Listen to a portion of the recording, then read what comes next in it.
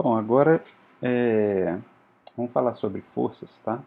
E a gente vai ver que a gente vai chegar no chamado conservação do momento linear total com um sistema de partículas, tá? Vamos considerar aqui primeiramente duas partículas, tá? Só por conveniência.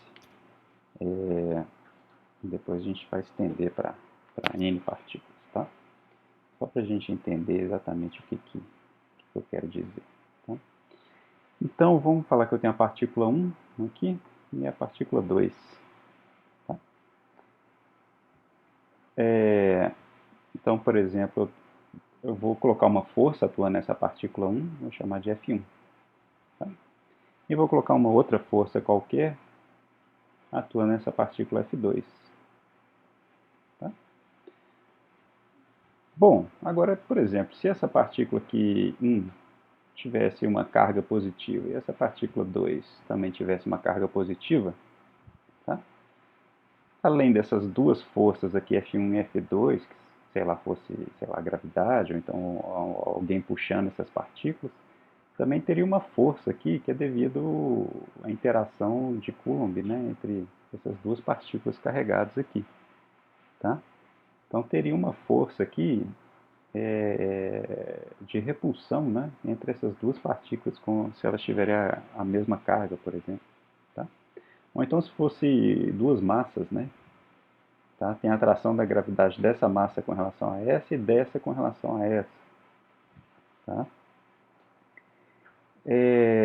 Então, para esse tipo de força aqui, então a gente vai dar nomes aqui. Tá? Então, eu vou colocar uma linha aqui que une essas duas partículas. Tá? Então, aqui eu vou ter, vou chamar de força F12, e essa força que eu vou chamar de F21. Tá? Então, a força F1 ou a força F2, a gente vai dar um nome que vai ser uma força externa. Tá? Era alguém puxando essa partícula, ou então uma força da gravidade, bom, alguma coisa que não depende da propriedade dessas duas partículas aqui. Agora, as forças F12 e F21, tá? Ou F21, a gente vai dar um nome que são forças internas. Tá? Que aí pode ser interação, né, de Coulomb, ou atração gravitacional, ou bom, o que for. Tudo bem? Bom, então a F12 significa a força que a partícula 1 sente devido à partícula 2. A F21 é a força que a partícula 2 sente devido à partícula 1. Tá? Aí vamos olhar para a equação de movimento para a partícula 1. Tá? A equação de movimento é o quê? Massa vezes aceleração, né? Então M1, tem a massa M1 vezes R1, dois pontos, é igual à somatória das forças, F1 mais F12. Tá? E para a partícula 2, vou ter M2 vezes vetor R2, dois pontos, mais F2, que é, mais F21. Tá? Beleza. Dessas duas equações aqui, tá? Se eu quiser descobrir o movimento da partícula 1, né? Descobrir o R1 de t, e descobrir, por exemplo, o R2 de t, eu vou ter um sistema aqui, né, de duas equações diferenciais, tá? E eu tenho que descobrir R1 e R2, tá? Dependendo do tipo de interação dessa força F12 e F21, essas duas equações vão estar acopladas aqui, né? Se for uma interação de Coulomb, por exemplo, tá? Vai depender da distância que as duas partículas estão, tá? Isso aí pode ser um problema, talvez até difícil de resolver, tá? Mas, a princípio, é uma solução, tá? A princípio, a gente pode escrever uma solução para isso aí, tá? Agora, Vamos fazer o seguinte, vamos somar essas duas equações aqui, ó. Essa equação de movimento com essa equação aqui. Tá? Então a gente vai ter M1 vezes R1 dois pontos, mais M2 vezes R2 dois pontos, é igual à soma das forças. Então vai ter as forças externas, F1 mais F2, mais as forças internas, F12 mais F21. Tá? Bom, e agora o que a gente pode simplificar isso aqui? Tá? Dado que se essas duas forças F12 e F21, tá, satisfazerem a terceira lei de Newton, que é de ação e reação, tá? E muitas vezes isso aqui é o caso, tá? Então quer dizer, a força F12 é igual à força F21, tá? Porém com sinal contrário, né, da segunda lei, tá? Então quer dizer, nessa equação aqui, ó, eu posso colocar que F21 é igual a menos F12 e essas duas equações vão, né, essas duas forças vão cortar, tá? Então aqui eu vou ter a massa M1 vezes R1 dois pontos mais M2 vezes R2 dois pontos. Isso aqui é o que? É a soma, né, da massa vezes a aceleração da partícula 1 vezes a massa vezes a aceleração da partícula 2. Tá? Isso aqui é a mesma coisa que escrever a massa total, m, vezes a aceleração do centro de massa, tá? Igual a força F1 mais a força F2. Tá? Então, olha só, se ao invés de eu estar preocupado em resolver equações de movimento não da partícula 1 individualmente, nem da partícula 2 individualmente, mas se eu estiver preocupado em achar qual é a equação de movimento, né, da posição do centro de massa, o que eu preciso resolver é apenas essa equação aqui, ó. Tá? A massa vezes a aceleração do centro de massa, tá? A massa total vezes a aceleração do centro de massa é igual à soma das forças externas que atuam na partícula, as duas partículas. Tá? Então, ao resolver essa equação aqui, eu vou estar achando quem que é o R do centro de massa. Beleza? O R de T, né? Do centro de massa. Tá bom?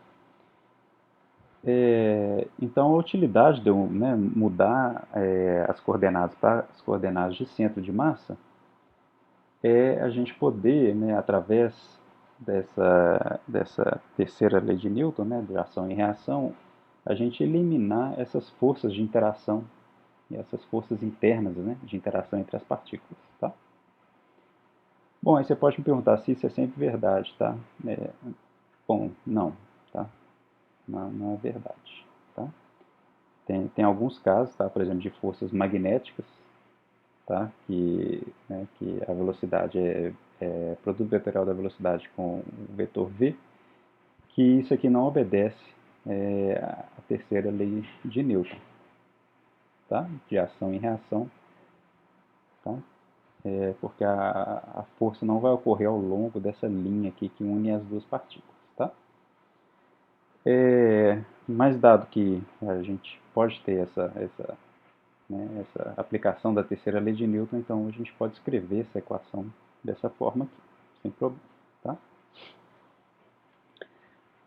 Bom, agora vamos generalizar isso aí para N partículas. Né? Eu fiz para duas, vou generalizar para N. Tá? Então eu vou chamar Fi a força externa na partícula I, força externa, e vamos chamar de FJI, tá? A força interna.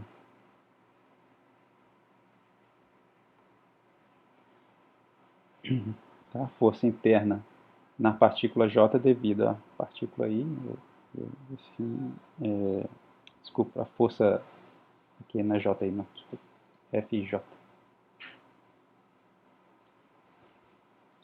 Tá? A força na partícula I devido à partícula J.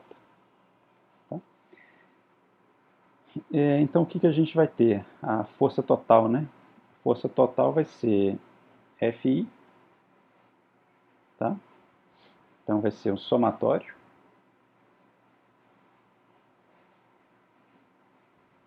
Um somatório em I, tá? Igual a um ATN, tá?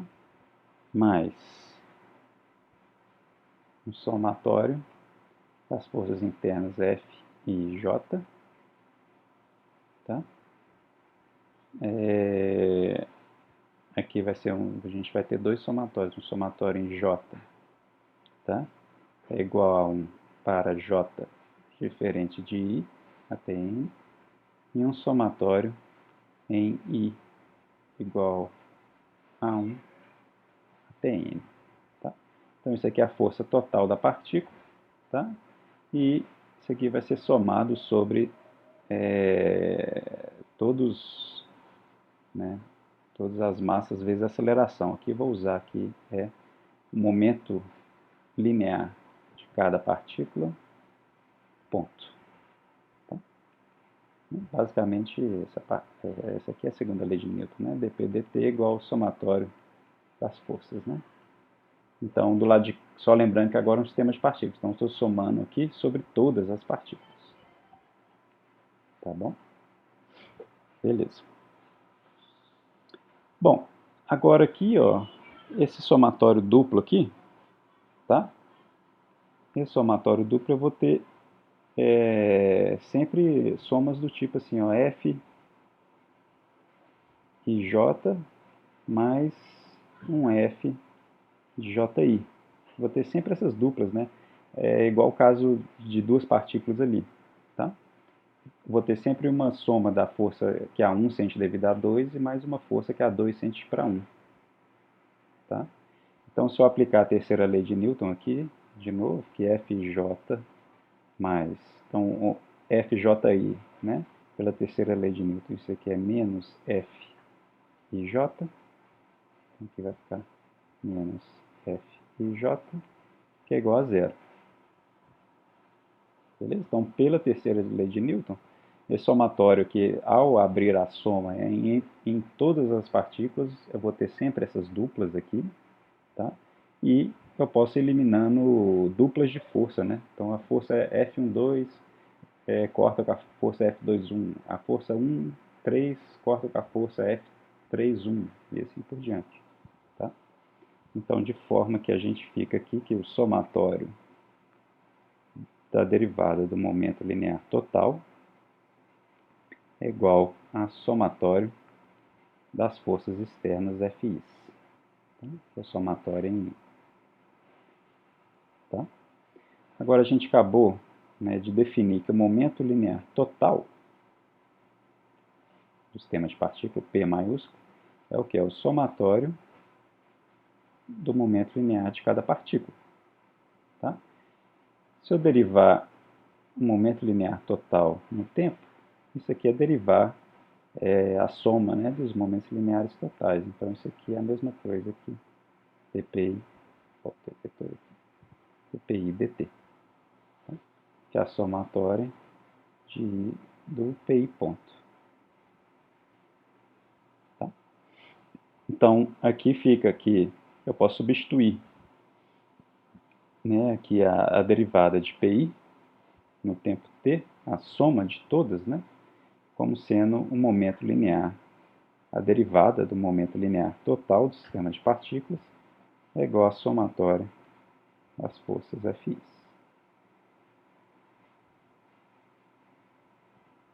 Tá? E agora, então, então aqui é só generalizar nesse caso, né, que se eu não estiver interessado em descrever o movimento de cada partícula individual, né, no sistema de partículas, mas eu estiver interessado em descrever o movimento do centro de massa, a segunda lei de Newton permanece a mesma coisa, tá vendo? Eu tenho a derivada do momento linear total desse lado e aqui a soma das forças externas. Essas forças internas, elas não contribuem para o movimento do centro de massa. Tá bom? Se essas leis obedecerem à lei de ação e reação. Tá? Ok. Agora, vamos ver a conservação desse momento aqui. Ó. Se não tiver força aplicada, então, se a somatória, né, das forças externas for igual a zero, tá? Então, quer dizer, a derivada do momento linear total do sistema é igual a zero. Tá? Isso significa que o momento linear total do sistema é igual a uma constante. Então, é a conservação de momento linear total do sistema. Tá? Então, isso aqui é uma coisa muito importante. Mesmo que o momento linear de cada partícula do sistema não se conserve, tá? Se esse momento muda, mas a gente sabe que o momento linear total do sistema de partículas vai se conservar. Tá? Então, por exemplo, num jogo de bilhar aí, você tem duas bolas, né? Então você joga uma bola com uma certa velocidade, a outra está em repouso, aí essa outra bola bate, vamos supor que elas têm a mesma massa, né? Então, aí uma bate na outra, aí ela vai ficar agora em repouso e a outra que estava em repouso vai andar com a mesma velocidade. Tá? Se você olhar individualmente para cada partícula, não houve conservação de momento linear, né? Uma tinha velocidade diferente de zero, depois ela passou a ter velocidade zero, a outra tinha velocidade zero, passou a ter velocidade diferente de zero. Tá? O momento linear mudou. Tá? Porém, o momento linear total do sistema se conservou.